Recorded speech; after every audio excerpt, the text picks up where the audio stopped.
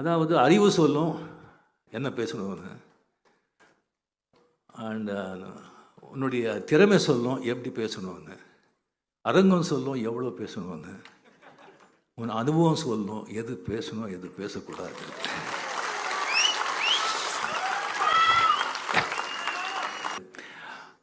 Eva Velu அவர்கள் வந்து கலைஞர் பற்றி ஒரு புக் எழுதுகிற வந்து ரிலீஸ் பண்ணியிருந்தாங்க. மாண்புமிகு முதலமைச்சர் கூட அவங்க இருந்தாங்க. ஸோ அங்கே வந்து எல்லாம் வந்து எல்லாருமே ஐஏஎஸ் ஐபிஎஸ் எல்லாம் நம்ம வந்து மினிஸ்டர்ஸ் எல்லாமே வந்து வந்திருந்தாங்க. நான் வந்து அப்படியே பேசும்போது எல்லாமே நண்பர்கள் தானே.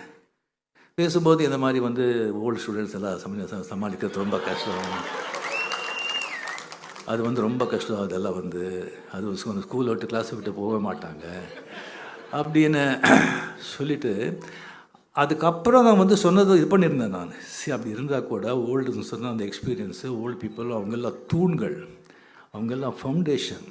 அந்த மாதிரி எக்ஸ்பீரியன்ஸ் ஓல்டு திஸ்டிங் இல்லைன்னு சொன்னால் எந்த இயக்கமும் எந்த பாட்டையும் வந்து அவ்வளோ திஸ்டிங் தேராது. அது தூண்கள் மட்டும் இல்லை, சிகரம் கூட. அந்த மாதிரி சொல்லணும்னு சொல்லி இது பண்ணிவிட்டு அந்த எல்லா சிரிப்பு இதில் வந்து அதை மறந்துட்டேன்.